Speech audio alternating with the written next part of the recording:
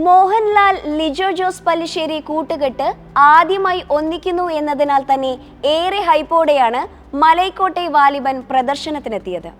റിലീസിന് പിന്നാലെ സിനിമയ്ക്ക് ചില കോണുകളിൽ നിന്നും നെഗറ്റീവ് പ്രതികരണങ്ങൾ നേരിട്ടിരുന്നു. എന്നാൽ അതൊന്നും സിനിമയുടെ ആദ്യ ദിന കളക്ഷൻ ബാധിച്ചിട്ടില്ലെന്ന റിപ്പോർട്ടുകളാണ് ഇപ്പോൾ പുറത്തുവരുന്നത്. മലൈക്കോട്ടെ വാലിബൻ ആദ്യ ദിനത്തിൽ ആഗോളതലത്തിൽ 6.5 കോടിക്ക് മുകളിൽ കളക്ഷൻ സ്വന്തമാക്കിയതായി സാറ്റ്നെറ്റ് റിപ്പോർട്ട് ചെയ്യുന്നു.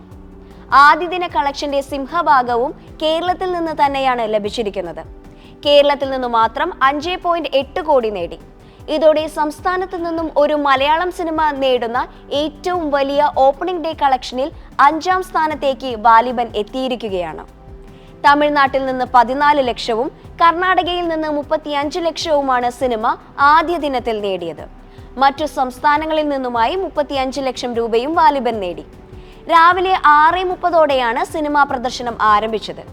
കേരളത്തിൽ 59.81% ഒക്യുപ്പൻസിയാണ് സിനിമയ്ക്ക് ലഭിച്ചത്. അവധി ദിവസവും വാരാന്ത്യവുമായതിനാൽ അടുത്ത ദിവസങ്ങളിൽ സിനിമയുടെ കളക്ഷന് അത് ഗുണം ചെയ്യുമെന്നാണ് അനലിസ്റ്റുകളുടെ നിഗമനം. എന്നാൽ ചിത്രത്തിനെതിരെ നെഗറ്റീവ് ക്യാമ്പയിനിങ് നടക്കുന്നതിനെതിരെ സംവിധായകൻ രംഗത്തെത്തിയിരുന്നു. സിനിമ കാണണം എന്ന് കരുതിയിരിക്കുന്ന ആളുകളെ വേണ്ടെന്ന് വെപ്പിക്കുന്ന അവസ്ഥയിലേക്ക് എത്തിയിരിക്കുന്നതെന്നും എന്തുകൊണ്ടാണ് മറ്റൊരാളുടെ വാക്ക് വിലക്കെടുത്തുകൊണ്ട് സിനിമ കാണാതിരിക്കുന്നതെന്നും ലിജോ ചോദിക്കുന്നു. സിനിമ മോശമല്ല എന്ന വിശ്വാസം തങ്ങൾക്കുണ്ടായതുകൊണ്ടാണ് മലയാളി സിനിമ കാണണം എന്ന് ആഗ്രഹിച്ചതെന്നും ഇത് മലയാളം ഇൻഡസ്ട്രിയുടെ സിനിമയാണെന്നും ലിജോ പറയുന്നു. ഫാന്റസി ത്രില്ലറാണ് മലൈക്കോട്ടെ വാലിബൻ.